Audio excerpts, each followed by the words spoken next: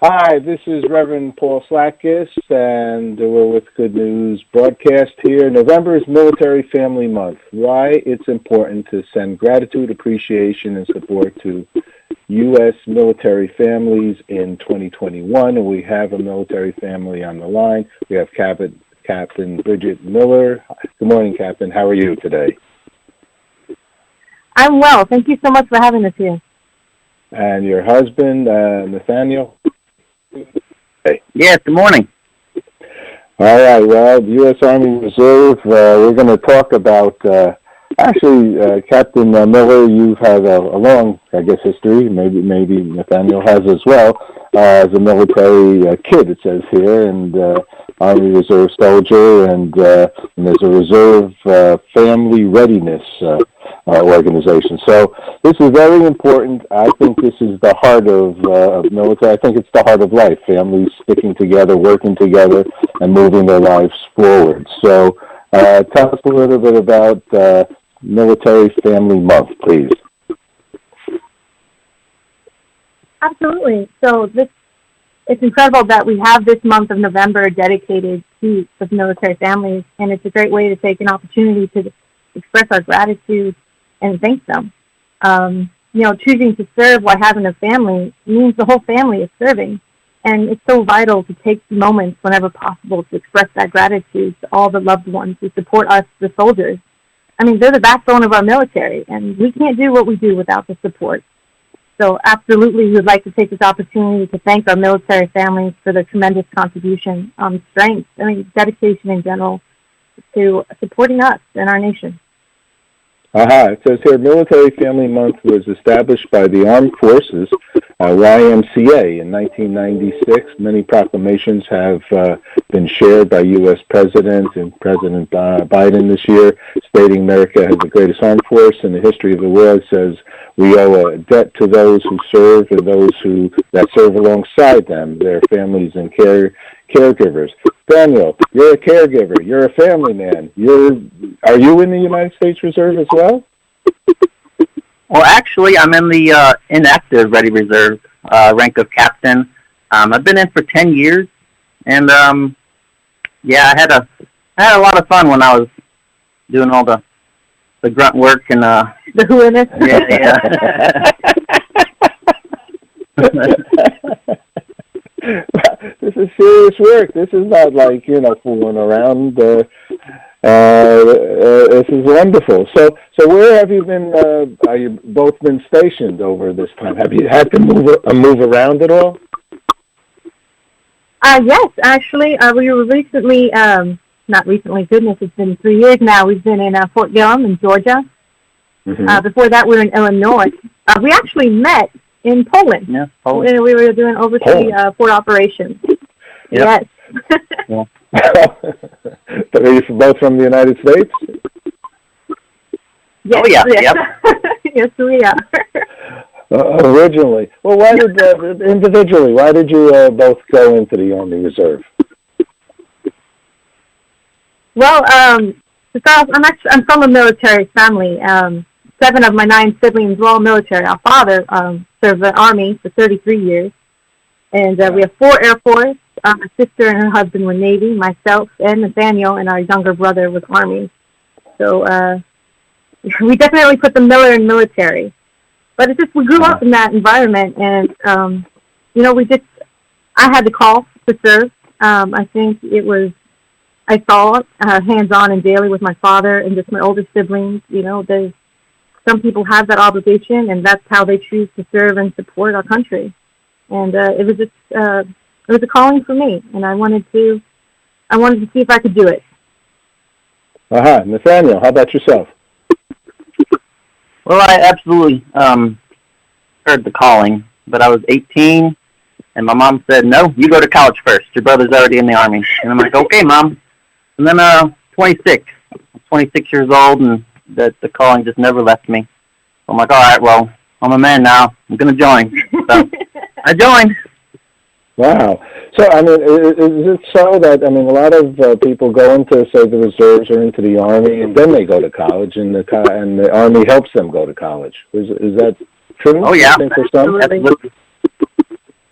But you went into college first.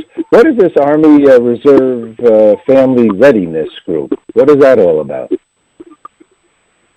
Oh, actually, I actually got introduced to that when I became an executive officer for a transportation unit back in Illinois, Paul.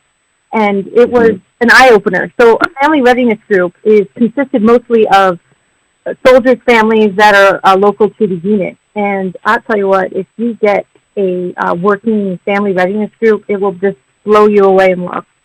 So for my first group I had in Illinois, it was two families, just consisted of two families, but they were just a powerhouse family, Paul. Like, they worked these full-time jobs, and they still showed up for every battle assembly, which is when your reserve soldier will meet for the weekend out of that month for training. And they'll just be there from 5 in the morning to when you guys leave, that's when they leave. And they're just there to, sometimes they offer a little goodies table. Ours, they used to come out with us to our physical training exercises, and they'd be there with these little signs, like cheering on the soldiers as they're doing their physical training. And it just makes you feel so supported and loved, and it was just such an eye-opener for me that they were there. But it's also a great opportunity for those family members because they get to see a little window into the training that the soldiers do.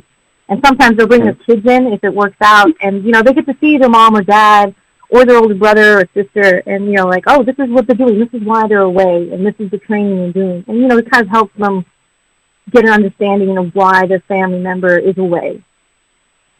And so, most of is this so that the Army Reserve, many of the soldiers also have other careers and as well? Oh, yes. I think that's one of the great opportunities of being a reserve soldier is you can have really two careers. You can support your local community and, you can support your country at the same time and still pursue a career that, everyone has different callings, and sometimes you have both. You want to do more in your community, and the opportunities that are available. I don't know if you're familiar with our website, but usaarmy.mil is a great place that can not only the benefits, but also the career opportunities that are available in the reserve. Because it is a commitment. It's 1 weekend out of the month and 2 weeks in the summertime, depending on, your unit training schedule.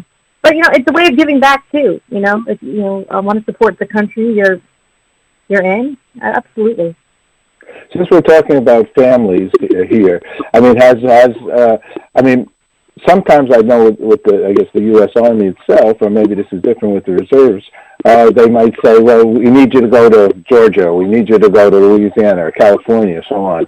But since both of you have been in the reserves, did you guys run into any complications, like you guys got to go to Poland? Or did you have any kind of situations where, because you both were in the reserves, right? Nathaniel, did you say you retired from the reserves? Did I understand that? Yes. He's still in the IRR for, I think, another year or two. But one of the things we had to do is we were both called to support a national training center out of Fort Irwin, California. And this is when we were both still stationed in Illinois. So basically that required, he was gone for almost over a month and a half. And then he finally came home, and a week later I had to leave. And it was just one of those, unique obstacles that every military family can really, relate to. But, you just got to make it work. And that's a lot of looking at the calendar. You're seeing, doing the handoff of the children's schedules and activities and just making sure, everything's good to go before mom leaves and then dad takes over. And it's just, swapping in and out. You got to do what you got to do. And I'd like to add to that. Sure, please. Yeah, well, whenever she was gone for a month and a half and I was home alone with the kids, you just get so bogged down and you don't have your spouse to help you out. You can feel kind of like you've been forgotten.